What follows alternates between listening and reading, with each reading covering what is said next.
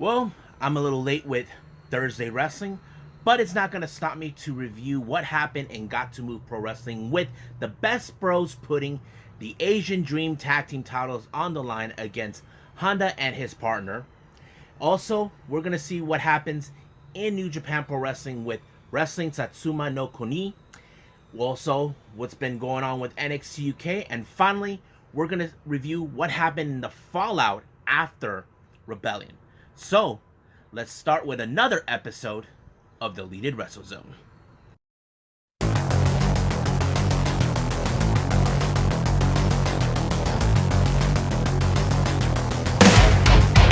Are you ready? Get up, get up! Get up, get up! Get up, get up! Get up, get up! Get up, get up! Get up, get up! Welcome everybody to the Deleted Wrestle Zone. All things that it's pro wrestling with AEW, NXT, New Japan Pro Wrestling, Impact Wrestling, the National Wrestling Alliance, various promotions, wrestlers, matches, and championships. I'm your host, Jay, right here. So before I start reviewing the 4 events that I mentioned earlier, Gatoh Move, New Japan, NXT UK, and Impact, I want to let you guys know what's been going on right now because I'm a little late with this episode. So you should know today is April 30th. Reason I couldn't do this video film last night was because I was tired. I had my regular day job, and I've been trying to review what's been going on with all those shows in one day. But I am putting on new content for the next one that's coming up after this one. If you want to know what I'm going to put out, this is going to be 205 Live and New Japan Strong, and also some other things. Some things that normally I won't talk about it if I put it on my podcast, which is DWZ Podcast with J-Rod. If you guys are follow me on that, you can follow me there. But just letting you guys know, I'm behind on the video what I'm trying to do, but right now I'm trying to catch up with that. But I also will catch up with reviews of the Japanese wrestling scene, what's been going on, including with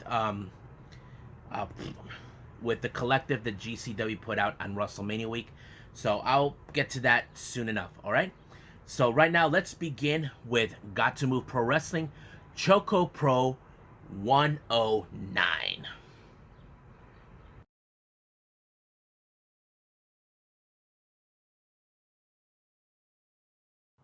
Alright, so we got Gatoh Move Pro Wrestling with their latest Choco Pro event 109. This one took place on the 29th, if you guys need to know.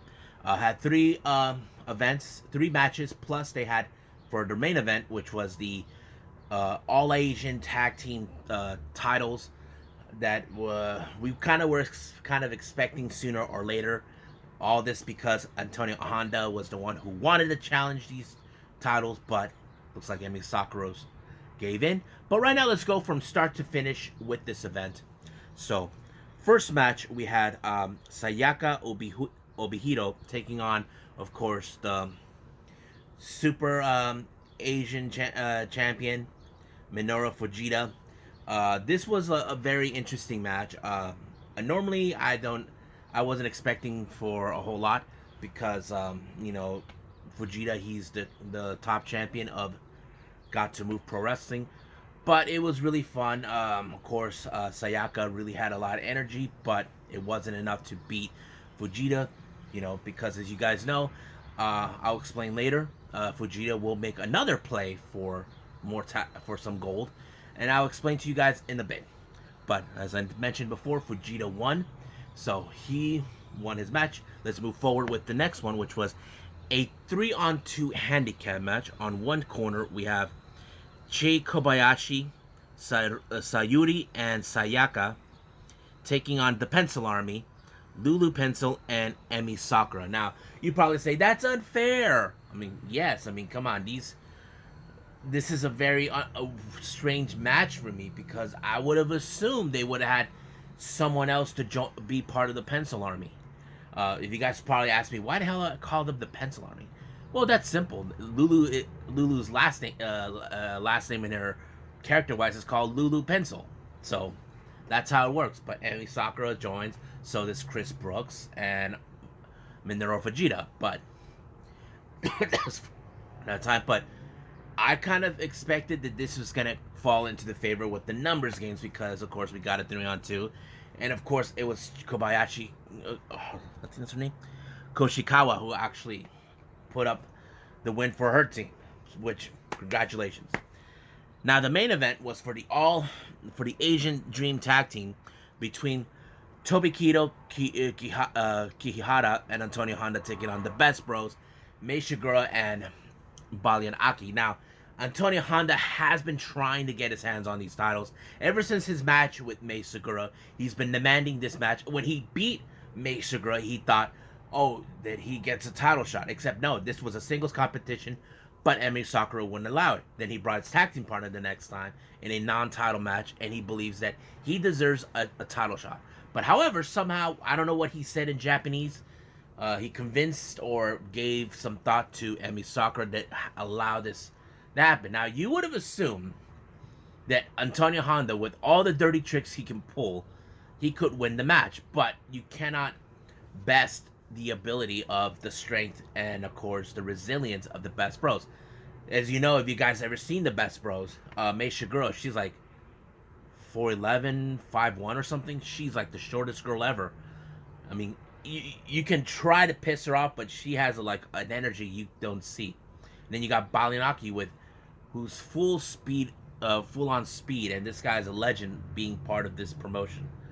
But I have to say, it was a great match. You know, I enjoyed like the comedy and all this, and I kind of expected Mei Shiguro was gonna pull through it and allow to win her team when she put Kirihara in a submission, allowing her to tap out. So basically, the Best Bros retain their titles, but however, their next challengers are a different team. But one of them is Minoru Fujita teaming with Rina Yamashita, who I mentioned from Ice Ribbon and Pro Wrestling Freedoms. So this is gonna be an interesting match. So I can't wait to see it. I hope you guys get to see it sooner or later. So right now, let's move on with New Japan Pro Wrestling.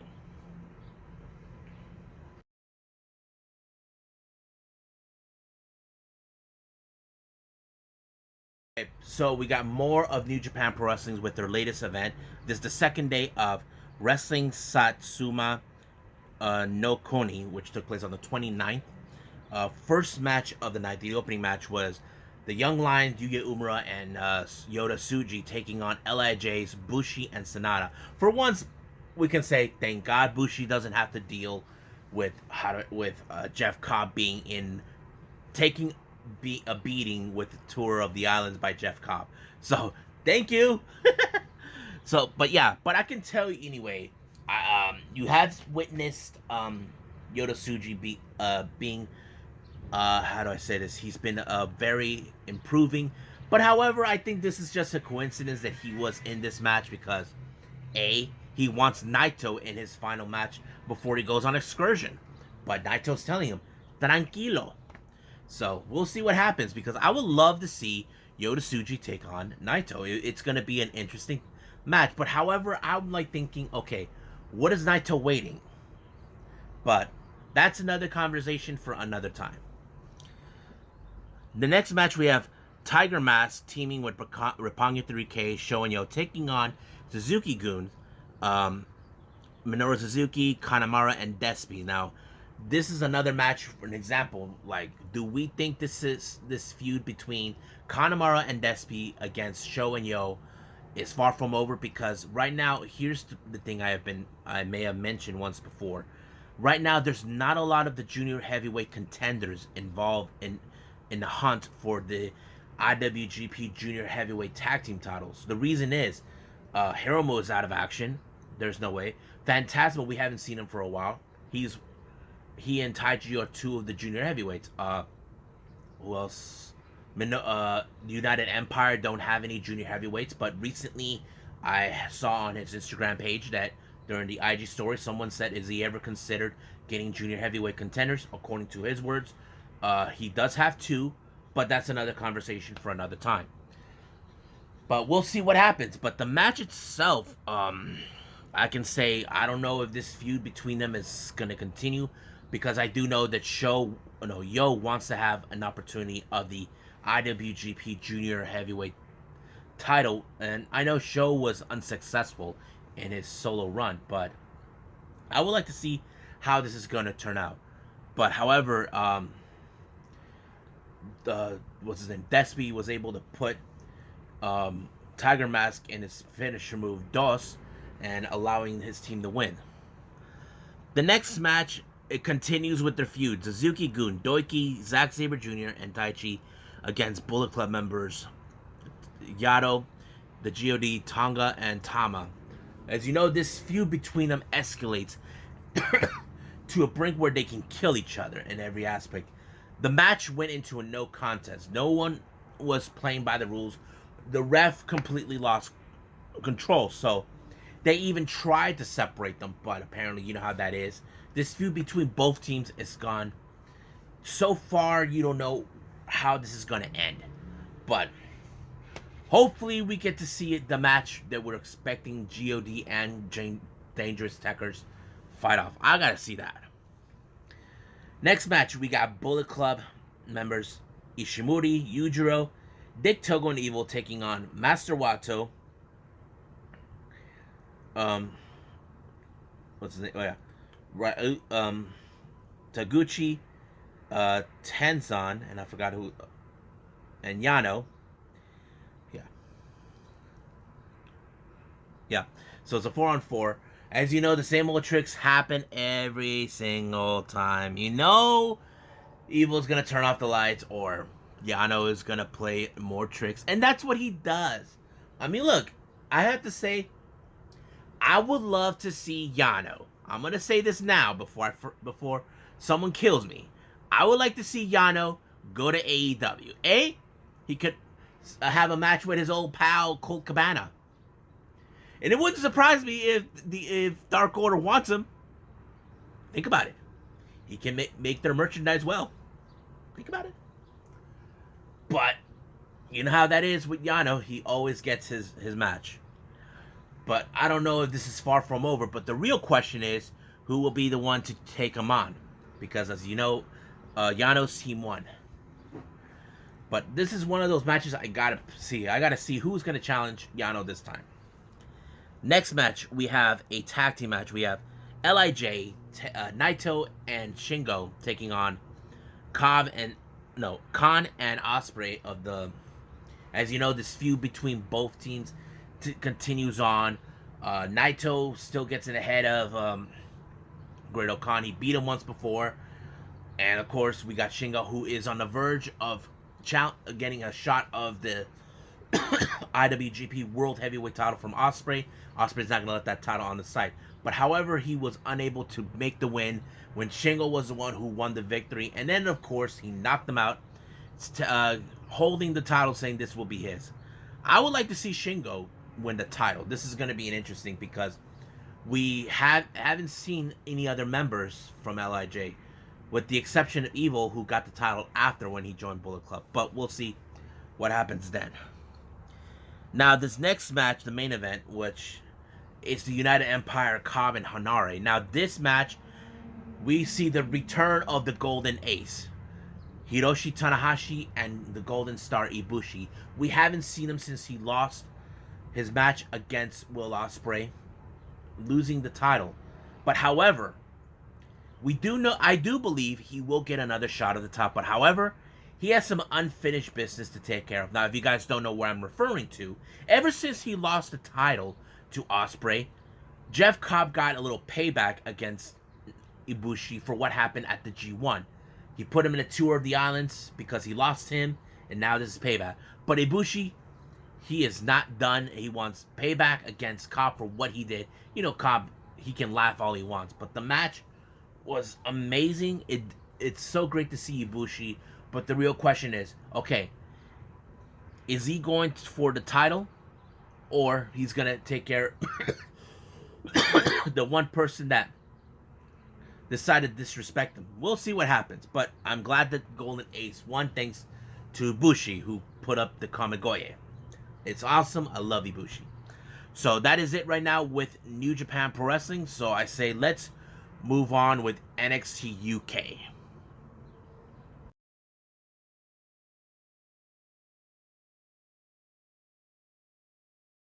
Okay, so let's continue on with NXT UK. The opening match was Tailman taking on the debut of, what's his name? Raja.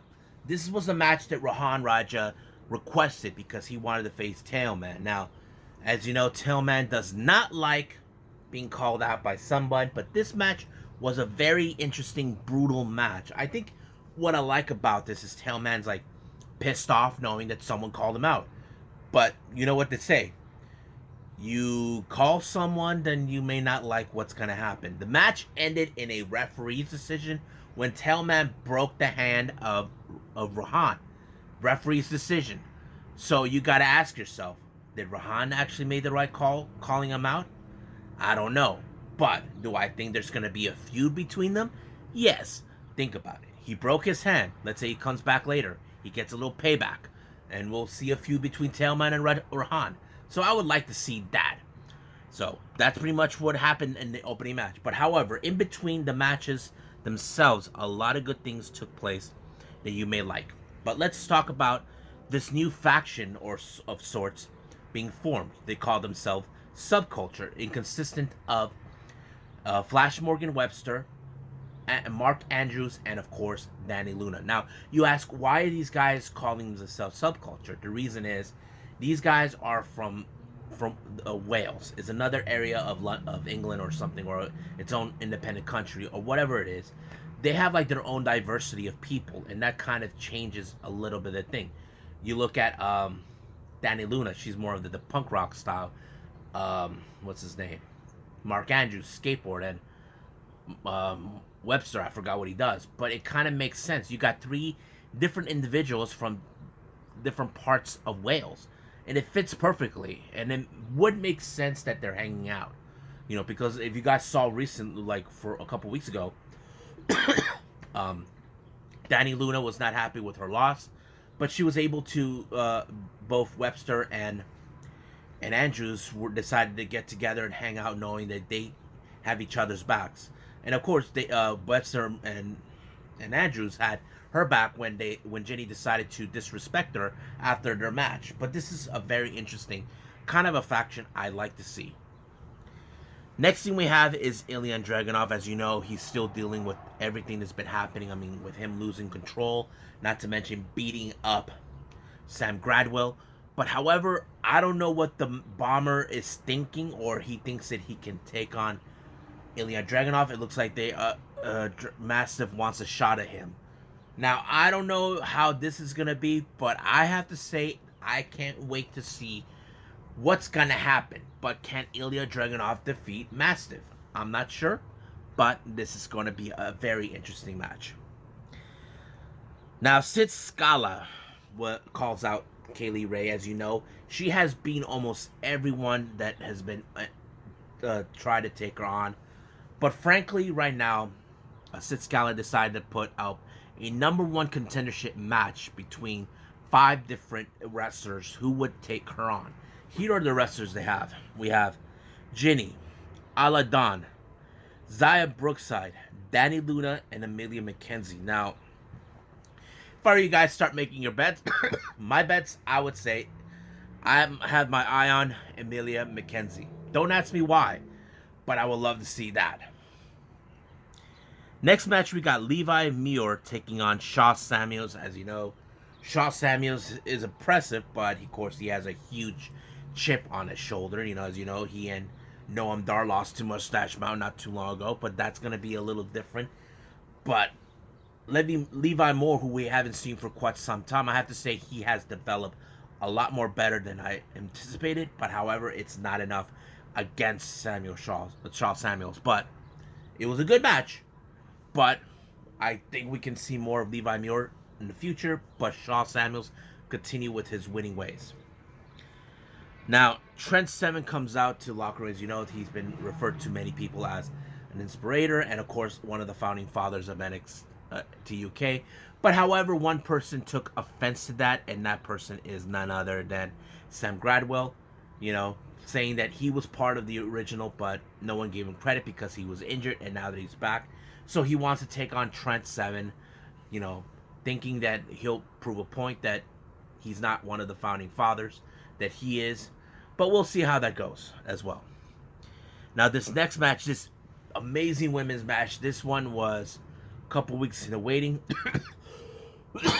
We have Aiefo Valkyrie taking on the best in the world, the final boss, Meiko Satomura. I have to say, what a great match. I love it. I mean, you cannot deny when you see a Japanese female wrestler, how she wrestles. You cannot take that away. We've seen that with Asuka, Kairi Sane, Io Shirai, now Sarai. And Meiko Satomura, well, damn, she's good. I have to say, I enjoy watching it because it shows that, you know, it shows, okay, you got Aiefo Valkyrie who challenged someone who is highly respected in the world. But was she made the right bold choice move to challenge her? I don't know. But however, the match ended in the favor of Meiko Satomura. I'm like, wow. This is one of my favorite matches of the night. I say it's the best one. Now, the next match we have, of course, the faction now calling themselves Symbiosis, consistent of Eddie Dennis, T-Bone, and Primate, taking on all members of Gallus. This feud has escalated, but however, I think this has put Gallus in a huge test because can they still be the same Gallus that we know? And it turns out they can be. It was so amazing how this match went because I did not expect a whole lot, but I have to say Gallus still has it. But is this feud between Symbiosis and Gallus over?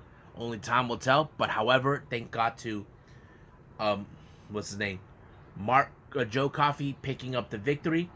This sends a message to everyone that Gallus are back and they're ready to take back the kingdom. But they need some championship gold. But like I said, is this feud between them and Symbiosis over? Only time will tell. So let's move on by ending the episode with the fallout from Rebellion Impact Wrestling.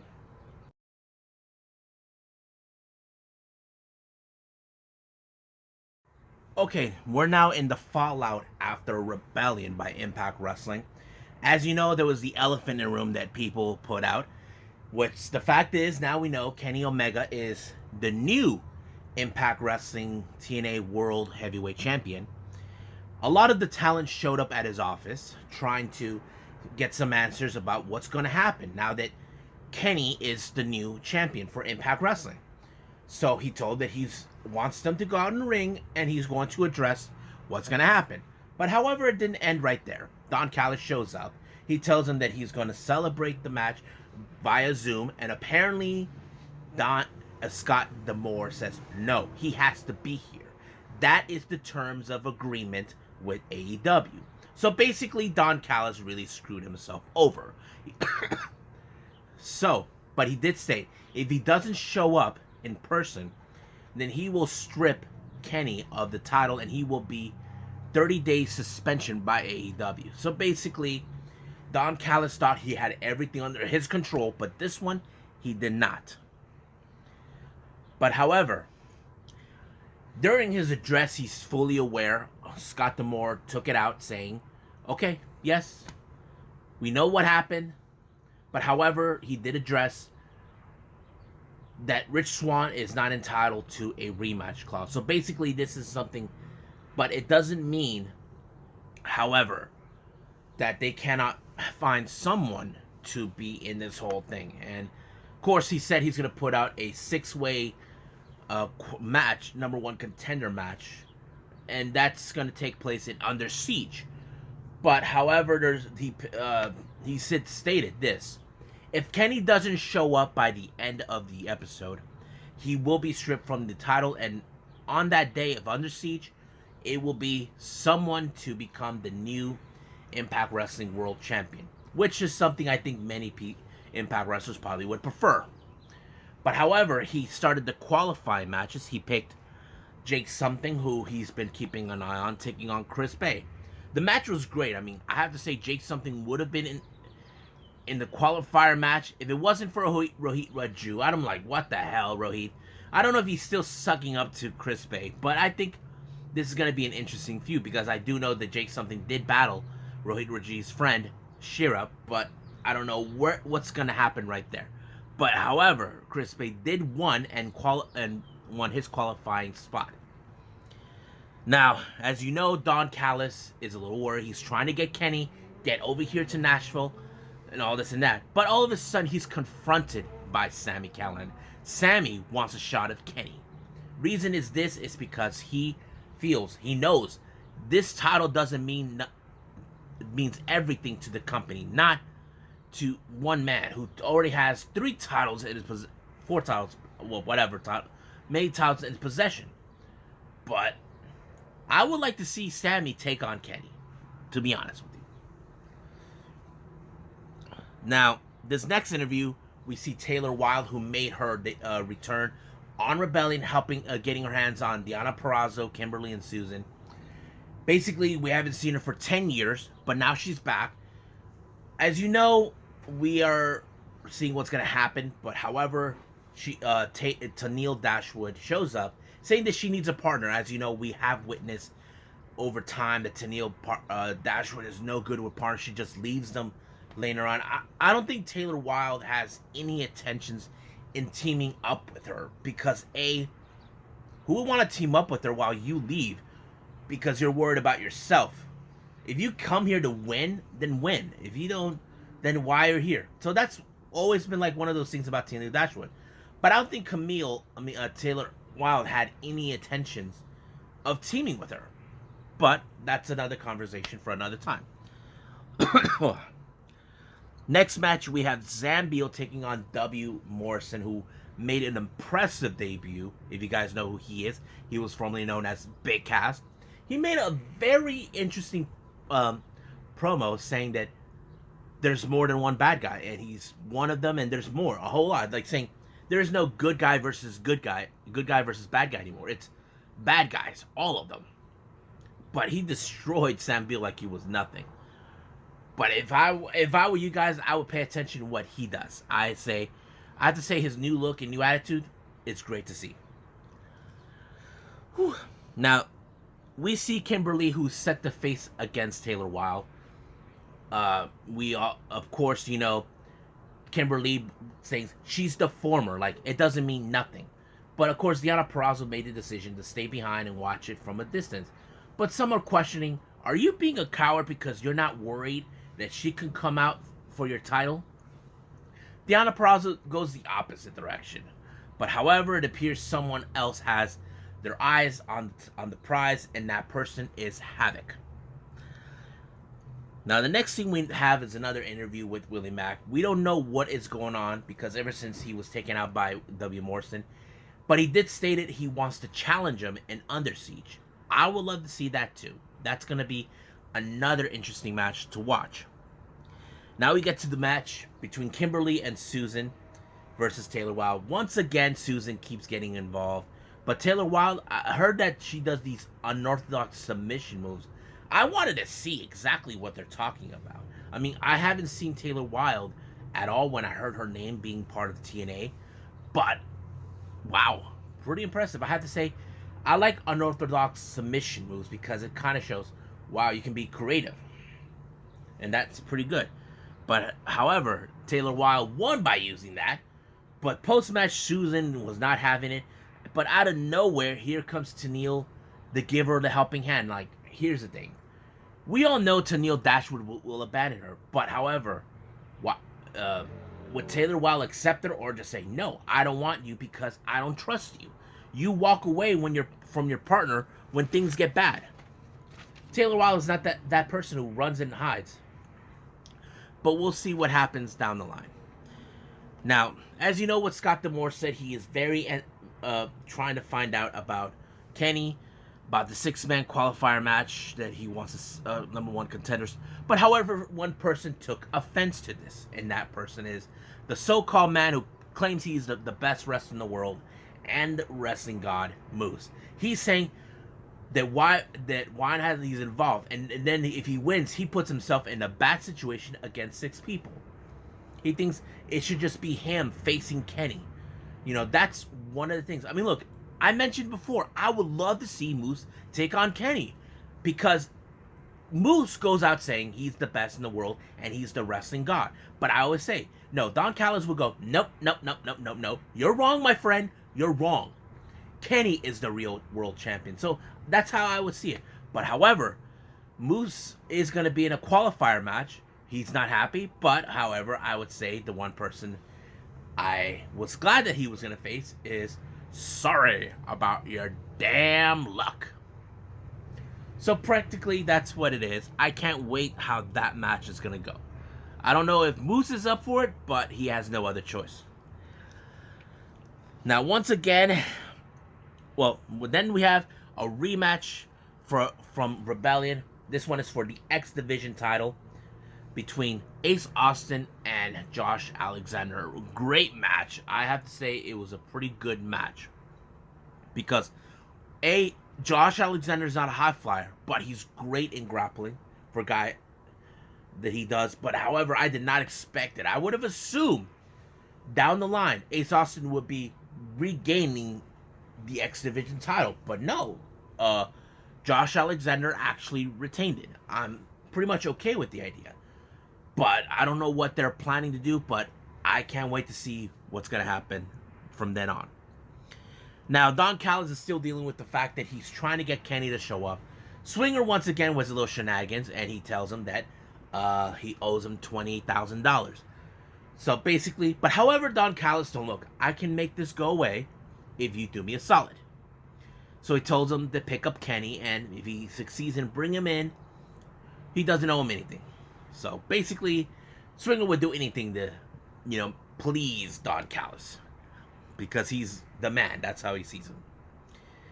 Now, as you know, this past Sunday in Rebellion, we have new Knockouts tag team title. We're talking about Jordynne Grace and Rachel Ellering. You know, this is a match of a dream team type of group. I would not imagine. I have to say, seeing Rachel Ellering and Jordynne Grace is a really good match to see together.